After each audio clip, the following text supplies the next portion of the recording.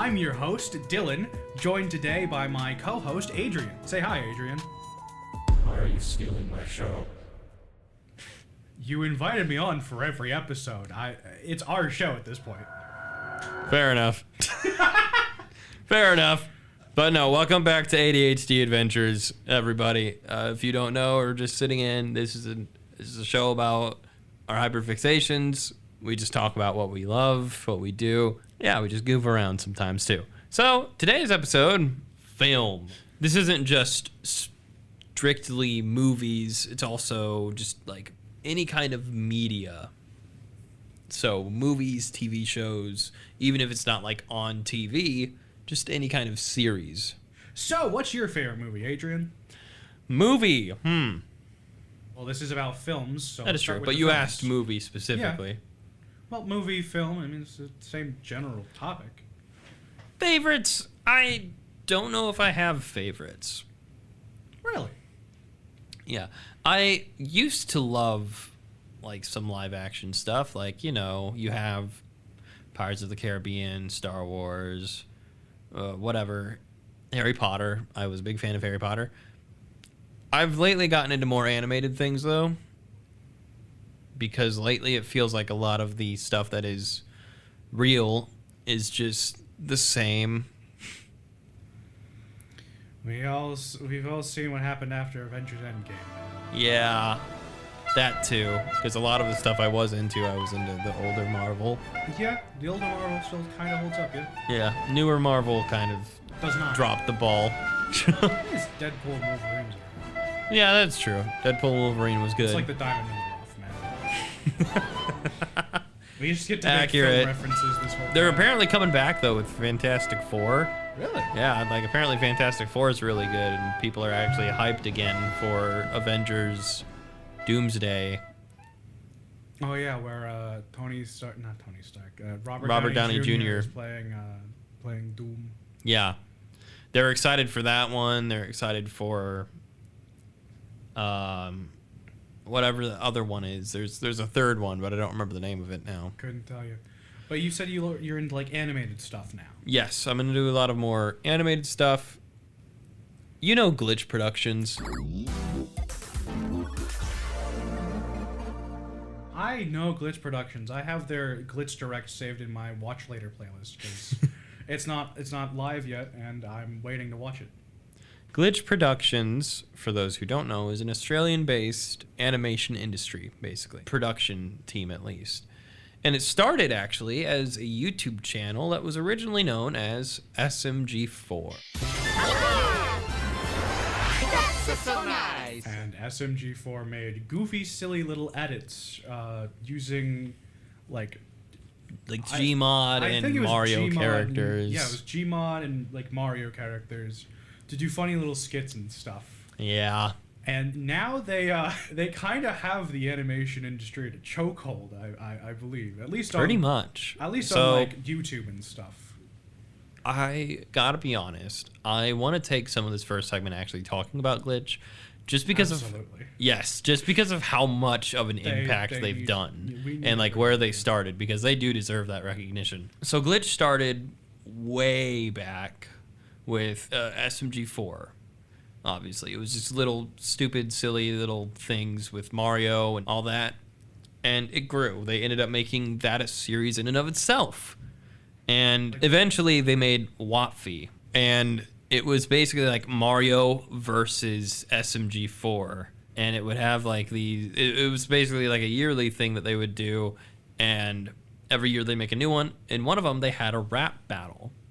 But there was also another character named SMG3, who was basically like the evil clone of SMG4, British. I guess that is how you denote an evil character. He is like British or Australian or something. By those standards, then I guess Tom from Game Theory is evil MatPat. Hello, Internet! Welcome to Game Theory. But please continue. Oh, I love that. And so they had like those, and then it became a lot more in depth because eventually they came out with a movie for the SMG4 channel. I don't know which one was the first movie. I don't know either. And I gotta be honest, I don't know if the SMG4 movie came out first or if their show, Meta Runner, came out first. Are you aware of Meta Runner, Dylan? I've heard it exists. I haven't seen anything on it. You're watching that. Lucy watched the entire last episode with me. I can't wait to watch all of Meta Runner. Yeah, no, it's 3 seasons. I can't wait to watch all of Meta Runner and not sleep tonight. Yeah! Audio listeners, my face is just, it's so sad right now. So you've heard of Meta Runner, but you've never watched it. That is the prevailing opinion, yes. It is something you need to watch because it's their first professional show. And it has its rough parts, of course. Any first show does. I mean, look at what I'm trying to do with Simulate.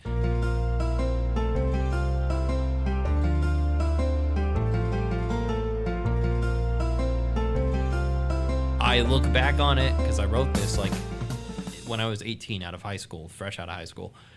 It definitely has its rough spots. Everyone's first work is never their magnum opus. Exactly. And this was not their magnum opus, but it truly became something incredible. And I've always been a huge fan of it. I watched the first episode premiere, and ever since I watched every single episode on its release date because it was just such an interesting concept to me. It honestly inspired Simulate. But I didn't know that. Yeah, and the reason Meta Runner became a thing is in the SMG4 universe, there was a character that was introduced named Tari, which she was actually named after the console Atari. Okay, I see. Because the whole thing was about video games and going into the video game universe. Now, so they made Meta Runner, which was a beautiful show. They made season 1, it blasted off.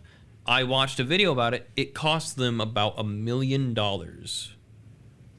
maybe even over that, to make the show. Well, just season 1. Animation's a lot of money, yeah. And it's incredible they did it because shortly after they made season 2, but they also had their own spin-off series of Meggy from SMG4, Sunset Paradise. And I believe during those 2 times is when it became Glitch Productions, during season 2 and Sunset Paradise. And that was the founding stone of Glitch Productions. So those 2 come out soon. Then you get like more SMG4 stuff as well, more movies that are more professionally made, but also still funny and silly. Yeah. And then you get Murder Drones.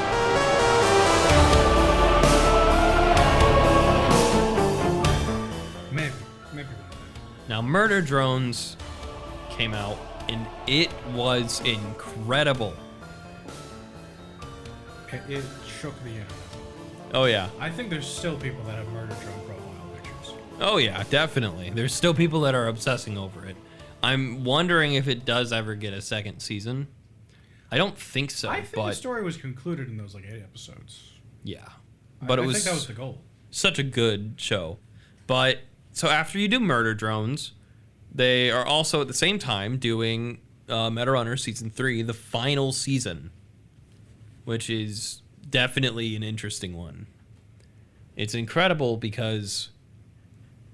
And you can also tell, where their progress is. Because, right, Meta Runner Season 1, the animation had its also, again, choppy parts. But Season 2, it's a completely different style than the first season. So, as I was saying, Sunset Paradise, those were, the beginning sparks of... Glitch Productions. Oh. Interesting. My information is actually wrong. Really? Let me correct myself. Glitch Productions' starting moment was Meta Runner Season 1 movie. Really? Yes. Meta Runner was the start of Glitch Productions. They made the Season 1 on on SMG4, so all 8 episodes or so, 10 episodes on SMG4. But then on Glitch Productions, their very first episode is Metarunner Season 1 movie official trailer, which was basically just the episodes put into a movie. So just all of them in one long video. Yeah. Animated movie cut, yeah. And I didn't know this. They actually had a side project planned for Metarunner that doesn't look like it worked. Really? Yes. So apparently, this is 5 years ago. 5 years is how long it took Glitch Productions to get where it's at now. I mean, even like 2 or 3 years ago, it was still pretty big, but now it's sweeping the nation. Oh yeah. But they even have deleted scenes and everything. Man, I need to go watch these at some point. But they had a, what's it called? When it's like the same universe, but it's not like focused on the main character. A spin-off? Yes, spin-off. They had a spin-off for Metarunner called Ultra Jump Mania. Really? Which is basically taking Coconut Boy, is his nickname. I don't remember his actual name currently. Neither do I. But Coconut Boy was Tari's little friend that she found in a video game. And Ultra Jump Mania is actually the video game he's from. So it looks like the spinoff was going to be something about him and his video game. I see. But immediately after the pilot, it's all about Metarunner again in Season 2. Which Season 2 is what Glitch Productions' first show is. Like on their channel, the first actual show is Season 2. And then it goes immediately into Sunset Paradise, which runs its time and ends. And then Murder Drones. You know what's really funny about the Murder Drones thing? What's funny? I'll list the order of their videos here, right? Because you said 2 or 3 years ago. This is 4 years ago. Murder Drones came out 4 years ago. Really? Started. Actually, no. 3 years. But the official trailer came out 4 years ago. Yeah. So probably getting close to 4 years then. Murder Drones official trailer, 5.6 million views. Murder Drones episode 1 pilot, 73 million. Immediately after, Murder Drones season 1 teaser, 2.7 million views. The thumbnail is just the main character Uzi, and it says, "Oh God, what have we done?" Sounds about right for Glitch. That's basically what they do on a daily basis, yeah. Yeah, and so I find it funny because it seems like they were shocked by their own success. Because if you look at like the actual video, that's Murder Drones episode 1, the pilot at least, is the only thing on it. It's the first video on their channel to reach double millions. So like over 10 million. The only thing. At least the first of like the first things. Okay. Only thing of the first things, because the highest they look like they've gotten is the trailer for Murder Drones, 5.6 million. I think I saw like something with Metarunner at like 7 million maybe, but So the Murder Drones trailer blows all their other work out of the park. not the trailer, the pilot, because the trailer got 5.6 million, Okay, and then they are okay. That which is the most at that point, but that's not like overly high because the animated movie or season 2 of Metarunner trailer, it was either the animated movie or the season 2 trailer, got 4.6 million. So it's just another million, right? Yeah. But then comes out of nowhere the pilot episode with over 70 million. exactly. And that's just, the numbers are drastically different there. And it's crazy looking at that. And that's 3 years ago. That's just 3 years ago. And then Metarunner season 3 came out, which I'm going to be honest, I think Metarunner is extremely underrated. Yes, it's their first show, but it doesn't even like, not a lot of their episodes get 1 million views. It's in like the 100,000s obviously, but not to 1 million yet. And I think it deserves a lot more attention because it really is a beautiful show. It is, I mean, it's their beginnings. And how amazing is it that you can go back onto Glitch Productions or SMG4 and watch their true beginnings and then come to Glitch and just see what they've become, this gargantuan project. And it's so beautiful being able to see that. But then you go from Murder Drones, Murder Drones comes out, amazing digital Circus. Now that also took the... You want to run me the numbers for what the pilot got us in terms of views? I want to run the numbers real quick with this. So first, let's start with Meta Runner Season 1 movie. 4.6 million. The trailer for Murder Drones, 5.6 million or something. 5.6 million. The Murder Drones pilot episode 1. 73 million. And then a lot of like the Murder Drones episodes after that one did do a lot lower, like 37 million, 41 million, 39 million. But that's still pretty high. Amazing Digital Circus official trailer, 31 million. That's low. That's the same level as like a regular episode. Amazing Digital Circus pilot. 395 million. Now again, this has been a few years now since it came out, but 1 year ago. Episode 1's only been a year old. Yes. Wow. I can actually give you the exact date. Go for it. October 13th, 2023. It'll be a full 2 years in just 3 days as of this recording. That's incredible.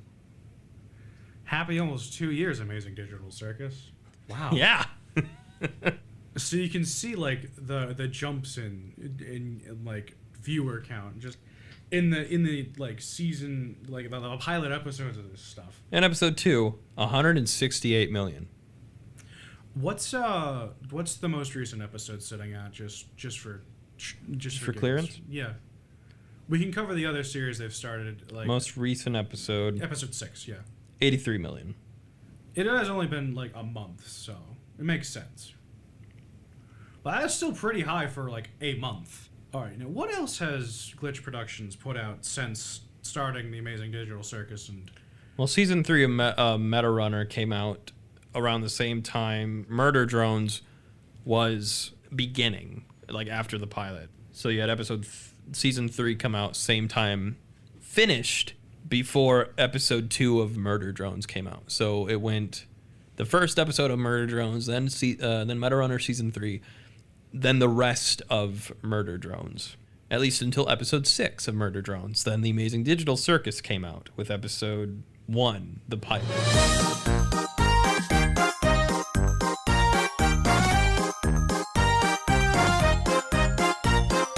Murder Drones episode 7 came out after episode 1, and the Amazing Digital Circus 2 came out, episode 2. Which then led to the finale, episode 8 of Murder Drones, and immediately after, Amazing Digital Circus episode 3 came out, which did not get a lot of views, apparently. That one did not do too well. The finale or episode 3? Episode 3, that one got 76 million. I'm not sure why. I liked that episode. I liked it as well. That was the Kinger episode. I liked that one. It was impressive. It's crazy because I think episode 1 is the Amazing Digital Circus is their most viewed thing. I'd imagine it's the most viewed one. And then Glitch X 2024 after that. And 8 months ago, we got a trailer, a teaser for something that I don't want to talk about yet because I want to lead it to a different topic. All right. Fair enough. But 6 months ago, we got a separate teaser or trailer, which is The Gaslight District. I actually saw some unfortunate news regarding this one. Really? Yes. There was some drama, apparently, that rose up with The Gaslight District and Amazing Digital Circus. Because when they announced The Gaslight District, apparently people didn't really care because they wanted Amazing Digital Circus. So they were asking everybody, okay, cool, when's the next Digital Circus episode coming out? Now, this is all just hearsay, but Gooseworks did make a couple of posts on her Twitter basically saying, and for those who don't know, Gooseworks is the co-creator of Amazing Digital Circus, and she made some posts like, give Gaslight some love. Digital Circus will still come out, but Gaslight deserves it as well. And that led into more of the Digital Circus and Gaslight stuff until the most recent episodes, of Amazing Digital Circus, episode 6. What was the Gaslight District's view count for their pilot? It was not a lot. It was 20 million currently. I would still like to see more content for the Gaslight District. Oh, yeah. I'm also excited for the show. But that brings us to the most recent Amazing Digital Circus episode, episode 6. That's fun. I love how this episode on films, we immediately was like, hey, what's your favorite film? Glitch Productions and their shows. And we've just been going for probably an entire segment just on Glitch. Because in truth, they are. Their shows are my favorite thing. It's incredible to see such a small thing that was just, haha, funny Mario. There was not like a lot of effort. They were just there to make people laugh and enjoy it. Haha, look at this, laugh. And you see it grow into what it is now. And it's incredible. And they're giving the finger to so many animation industries like Disney. Oh boy.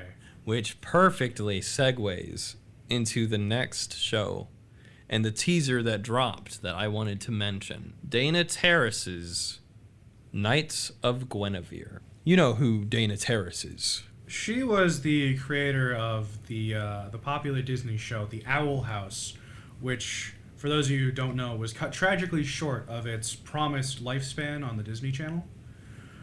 And that rubbed Dana Terrace the wrong way. And somehow she got in connection with Glitch Productions and made a show.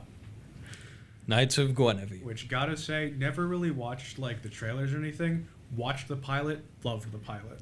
It's wonderful. It is. Because me and Lucy watched the pilot premiere together. Like, I don't like premieres. Yeah. I don't like premieres. I don't really enjoy it. I like watching it where I can just sit down and like pause if I need to or rewind. I'm not a whole live person. But that, we watched it live. We watched it premiere. Because The Owl House, for those who don't know, like Dylan said, is a Disney show. It's actually the show that me and Lucy bonded over a lot in high school. Every new episode that would release, me and Lucy would watch it together before anyone else. We wouldn't get spoiled. We would just watch it together. If it was released when we weren't together, we'd wait. Because it was our show, basically. And I loved the show a lot. And me and Lucy both were very disappointed when they were like, yeah, we're going to cut season 3 to just 3 movie-length episodes, basically. 3, 40-minute episodes. And so that happened. Yeah, Dana Terrace quit shortly after that, which is completely understandable. But she also quit because I heard, at least, that she didn't enjoy the childlike aspect that they had to make everything. She wanted to be able to go all out with her shows instead of force it to be aimed at a younger audience, which, again, is also understandable because it does restrict you a lot. And yeah, she made Knights of Guinevere, and you could just see so much passion in that project. There is so much. You can see a lot of Disney symbolism, and it's just a massive hate letter to Disney. Instead of, writing a love letter, it's a hate letter. Disney, don't sue us. I mean, even down to the design for Guinevere, the robot, one of the blueprints, it has little notes oh yeah, make this point less sharp. It could scare the kids or something. Those are actual, maybe not actual notes, but the general kind of notes that Dana would get back for her shows about changing at different aspects because oh no, this one little thing is too much. You gotta tone it back or something. So she'd just get back scripts or something with a bunch of red marks like that. It's really fun watching these things. It's also fun watching a guy review and react to this stuff without having seen it, and then catching stuff you yourself didn't catch because he pauses every 5 seconds and he's like, "Oh wow, I didn't see that." I was like, "Wow, I also didn't see that." I believe that's all the time we have for the first segment. We'll return with more information on this stuff. Maybe in actual our second segment. Films this time. Actual films as well. I'm sorry, Glitch Productions is so amazing. I know, and they're so huge. It took up the entire first segment. It's incredible how far they've come. Absolutely. But we will definitely be back after this short ad break. I'll see you soon.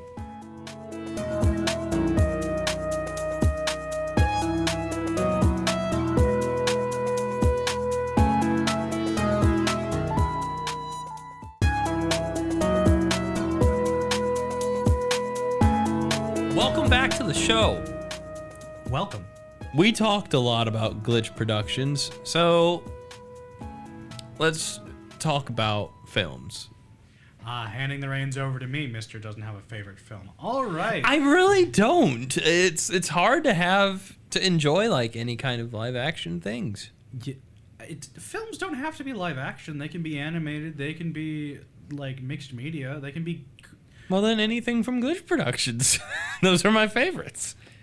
Well, most of them aren't films per se. What are films then?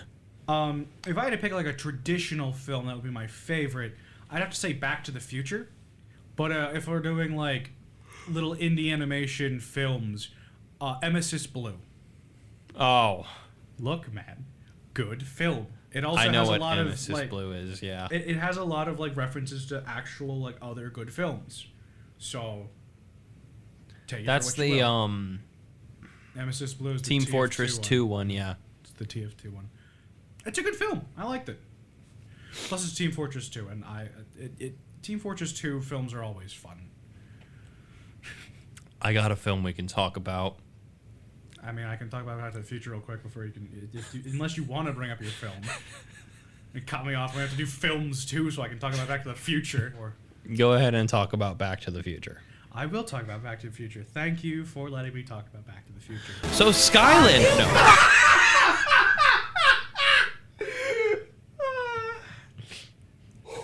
Anyways, Back to the Future. To summarize it shortly, and then I'll get into it. Back to the Future is about an old man getting shot in a parking lot, and a teenager stealing his car and then getting his parents to not have him as a child. But no, Back to the Future is a movie that was made in the 80s about a teenager named Marty McFly who's best friends with this really old guy named Dr. Emmett Brown. And Doc Brown, as he's called, invents a time machine. And he makes it a DeLorean. Because if you're gonna make a time machine, you might as well do it with some style. So he sends his dog 1 minute into the future as a test of concept, just on camera. And Marty's like, oh my goodness, this actually works. Then a bad interest group shows up because Doc ripped them off for some Money, I believe it was. No, he stole uranium from them. Yeah. Right. He stole radioactive material to power... No, plutonium. It's plutonium. He stole plutonium from the bad interest group, and they hunted him down with big weapons. And then Doc tries to fight them off, and then does not survive being attacked by the bad interest group with their big shooty weapons. So Marty's like, okay, Doc is dead. That's really sad. But I have a time machine. Marty is chased by the bad interest group because he jumped into the DeLorean to try to escape them, because after they shot Doc, he was the only person left as a witness. So he runs away, and he hits the magic number 88 as he's trying to flee from them, and he gets sent back to 1955 and crashes into a barn that wasn't there in 1985 because it was a mall parking lot, and now it's a barn. So then he drives out of the farm that's associated with the barn, and he runs over a pine tree in 1955. Now, in 1985, he had gone down to the Twin Pines Mall, and later at the end of the film, he arrives at the Lone Pine Mall, showing that he actually impacted the time stream, the timeline. Stream and line are always interchangeable. And then he ends up in Hill Valley, which is the town that he lives in California, I believe, is the setting. He arrives in Hill Valley in the 50s, and he just takes a minute, and this happens in, like, every film. And in every film in the trilogy, he actually takes, like, a minute to just examine the town as it is when it's not in 1985. And he, like, gets a good look at it. He gets a good look at the clock tower, which in 1985 was broken, but in 1955 is still functioning. And then he goes to the high school and runs into his mother and father along the way. And he finds his dad in a tree, and he finds his mom because her dad ran him over with a car. So his grandfather ran him over with a car, But in the original timeline, it was supposed to be Marty's dad that get run over by Lorraine's dad. Lorraine is his mother. So then Lorraine takes him in, and the Florence Nightingale effect happens, and she falls in love with Marty instead of Arthur, his dad. So Marty goes and finds Doc, who he goes to his address, which in 85 he lives in his garage, but in 1955 he has a huge mansion, which at some point he burned down for the insurance money to continue this project of the time machine. So he goes to 1955 Doc and is like, hey Doc, I'm from the future, help me get home, I'm out of plutonium. You got any? And he's like, no, actually, plutonium isn't in like every corner store, so you're gonna have to like wait for something. And then they're rewatching the footage that Marty got of the time machine's initial trip through time, and then they find out that the amount of electricity required to generate time travel is the exact amount of electricity generated by a bolt of lightning. So because he got a flyer from some random activist trying to save the clock tower in the 80s, they know the exact date and time of a thunderstorm that's going to strike the clock tower. So they've got a big plan set up to rig a device to the clock tower to channel the lightning from the lightning bolt into the DeLorean, which is cool, except right now a photograph of Marty's siblings is erasing his brother. So Doc is like, hey, if your parents don't get back together and like get back on the timeline, you're not going to exist in a week, which is when they can get him back to the future. Hence the name of the movie. So then Marty spends the next week in 1955 trying to get his parents to fall in love. He fails a lot of the time, and he gets in trouble with the principal, who's still the same guy 30 years later, which is wild. He also meets Biff Tannen, the high school bully that still bullies his dad in the 80s. So he stands up to Biff. He teaches his dad how to fight, and then at the dance, Biff corners Lorraine and does some unsavory things. And then Arthur shows up because their original plan was to have Marty do those things, and then Arthur knock Marty out. But it was Biff, so Arthur finally stood up to Biff and gave him a right hook, and he went tumbling to the ground. And then Arthur and Lorraine finally get together at the dance, and Marty, who's basically dying on stage trying to play like this song to do the school dance because they lost their guitarist, he's basically dying on stage because his parents aren't together yet. But they kiss, and finally he just jolts back up from nearly being turned into a transparency slider up to like 100. Essentially, because like he was just fading out of existence.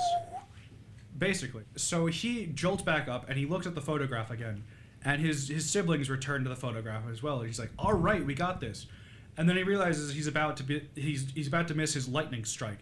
So he jumps back in the DeLorean, and as he's like prepping to drive down the road to hit the lightning, the little device that's channeling the lightning at the exact moment he needs to, he's like, wait, Doc is dead when I get back. Like, there's no changing that. Because Marty had also tried to slip a letter to 1950 Doc explaining that he dies in the future and he needs to prepare himself. And Doc was like, no, the consequences of this is like really, really bad. And he rips up the letter. So Marty's like, okay, I couldn't warn Doc in the 50s. What if I just go back in time 10 minutes before this all went down, and I warn him before he gets shot by the bad interest group? Because he's in a time machine, he can do that. So he goes into the 80s, he's earlier in the future, he's 10 minutes before he left at the beginning of the movie. He skateboards back to the mall, now the Lone Pine Mall, because again, his actions in the past had consequences. And he watches as the bad interest group, ends Doc's life again. And he screams just like he did back in 1985 the first time, except when he goes to scream, himself from the past is screaming, and then that Marty jumps into the DeLorean and drives off again. So then the Marty who went through the whole movie just goes down to check on Doc, and he's wearing a bulletproof vest, and he holds up the letter that he ripped up, which has been taped together. He's like, well, I thought I might as well. Because Marty's like, what about your future? It's like, why not? And then Marty goes back to his house, and his family is changed for the better because of his interference in the past. Because now his dad's like a successful author, and he sold it to Biff, so Biff's like a coward now, instead of being like a bully. And then at the end of the film, to tie into a sequel, Doc shows up, and he's like, Marty, we gotta go back to the future. It's about your kids. And he's like, what do you mean? I have kids? And then they go into 2015, but that's in the second film, which we're not going to talk about. But yeah, that's my probably not brief synopsis of Back to the Future. Good synopsis. I really hope you still remember what film you were going to talk about, because you never I mentioned do. it. Okay, cool. I've seen Back to the Future. It was a pretty good movie. Me and Lucy watched it. Lucy really likes it. It's a good movie, yeah. DeLorean. Yeah, But I got a movie we could talk about. you do. I do. You do. I do. You do. Have you ever heard of the Minecraft movie, Dylan? Chicken Jackie.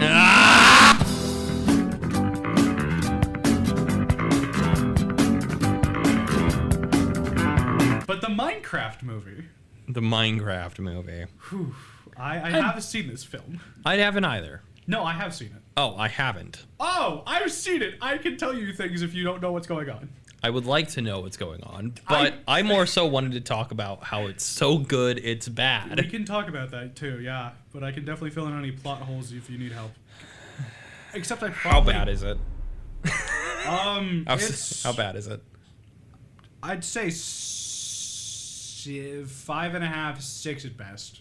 Okay. Out of 10, man. I wouldn't like go out of your way to watch it, but like if it's the only thing on like a streaming service, I mean, might as well. I don't think it was worth like the hour and a half or whatever it was. It was a good movie though. It was all right. I didn't want to get too into detail with this movie. I just more so wanted to talk about the theater experience. Oh boy, the theater experience. Tell us about the theater experience, Adrian. Yeah, you like popcorn being on you? No. You like roast turkeys and chickens being thrown around? You know the meme, down in front? No. You don't know that meme? No. Okay, so there's a meme about, I don't know who started it, but it's going into a theater and a character sits down and they're like, who's this guy in front of me? And then they scream down in front and just chuck something at the person as hard as they can. Really? Yep. Okay, but what's the theater experience like for the Minecraft movie? Or is it a Minecraft movie? Technically, the title is a Minecraft movie. Nobody calls it that, though. What do they call it? The Minecraft movie. I see. So, what is the movie theater experience for the Minecraft movie? Rotisserie chicken in the streets, popcorn on the floors, oceans of soda flooding your seats, and screaming zombies stuck to the screen, crying in cheerful bliss at Chicken Jockey. Chicken Jackie. Yeah, that sounds absolutely horrendous. Glad I wasn't one of those guys. Yeah. So long story short, cops were shutting down theaters because of this. Oh, that's adorable. Yeah. And I thought being one of those gentle minions was like going a step beyond. That's completely different ballpark. We live in a society today, in a generation. We live in a society, Batman. That's a good movie too. But no, it's just they take stuff too far. Definitely. Nobody wants chicken being thrown around in a theater. No. Like, I saw a video of a guy that used to work at a movie theater, and he said, theater work is bad, sure. It's annoying to deal with. You have inconsiderate customers all the time that make messes. But I've never seen something so horrendous as the Minecraft movie, was his words. And he just quit his job. He didn't even bother working that day after what he saw. Understandable. I would too. Yeah, no, me as well. I don't think any job would pay enough to deal with what was going on in the theaters during that movie. You'd have to be paying me in bars of gold at that rate. Oh, yeah. But segueing from the Minecraft movie being so good that it's bad, let's just talk about a completely different movie. Not even a movie, it's a series. This one goes back to kind of the topic of Glitch, but it's not Glitch. It's someone else. Hello, everybody. My name is Markiplier. We're talking about the in space and a heist. Is that... The Edge of Sleep. I haven't seen that. Oh, you should. Just give me a list, man. Just give me a list of things I should watch, and I'll get them done before 27. Of course, we're talking about Markiplier and The Edge of Sleep. Now, Markiplier is a widely known YouTuber. Like, he is, I think, one of the most famous YouTubers out there. Correct me if I'm wrong. I don't think he has the most subscribers. No, he is definitely one of those people you think of when you think YouTuber. Yeah. I don't think he has the most subscribers on the platform, no. but he is definitely one of the figureheads. I think one of the most subscribed is Mr. Beast or something. Yeah, probably. But Markiplier made a Date with Markiplier originally. Just a short little adventure type thing. Then he made Who Killed Markiplier. Then he made a Heist with Markiplier, which was another choose your own adventure type thing, and it was a pretty big project. Then he made In Space with Markiplier. This was one of his biggest projects yet.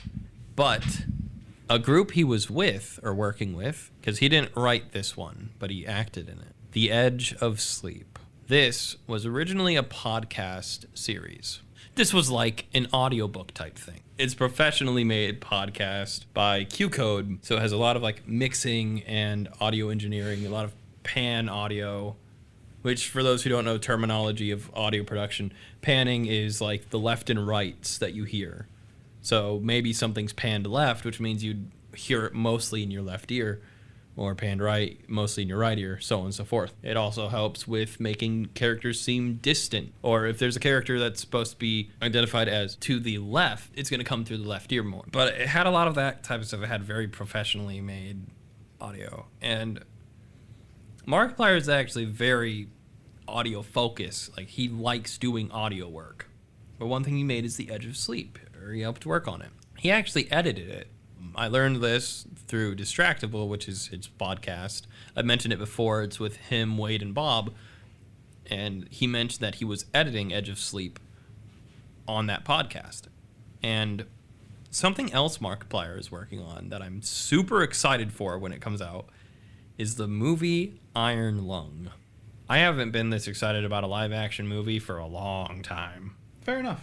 I like a lot of TV shows rather than movies. I like more series length type stuff where it's cut into portions rather than movies. I also like some animes, because animes are pretty cool too. My Hero Academia just recently released its season 8, episode 1, just recently. Really? On October 4th, it released. Almost a week ago. Yep. Nice. Tomorrow, episode 2 releases. Oh, I'm going to watch it. Very excited for it. I got another series, Dylan, that took the world by storm. Really? I do. What would that be? Arcane. I have heard of that. I have not seen it yet. Arcane became a very popular show, and it's another animated show. It's a very different style from what I'm used to seeing in the animation industry. What's the difference in the style? It's like a mix of 3D and 2D, but it's not like Spider-Verse 3D, 2D. I see. It's different. Is it like 2.5D? It's like kind of sharper. Okay.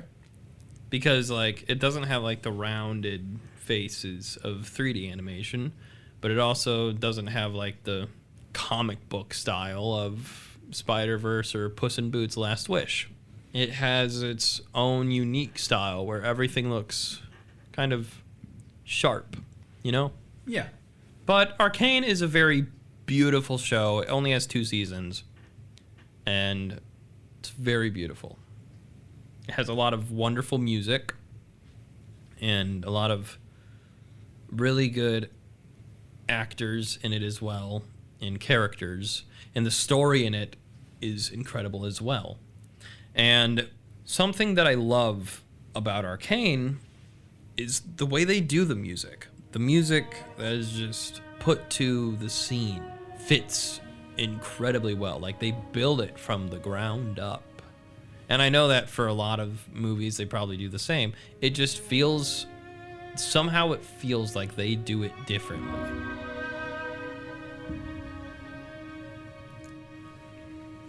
To discuss Arcane. Arcane is a show about, it has a lot of political topics in it. You have the higher level people, you know, the higher ups, the high class society that is basically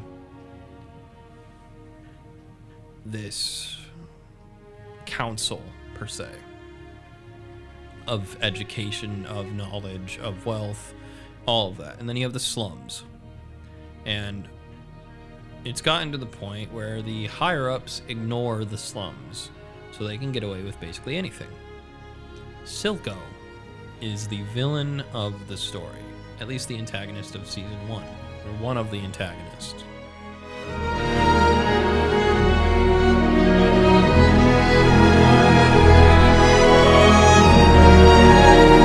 And it's just, the story is all about misunderstandings and doing things without thinking of what could happen.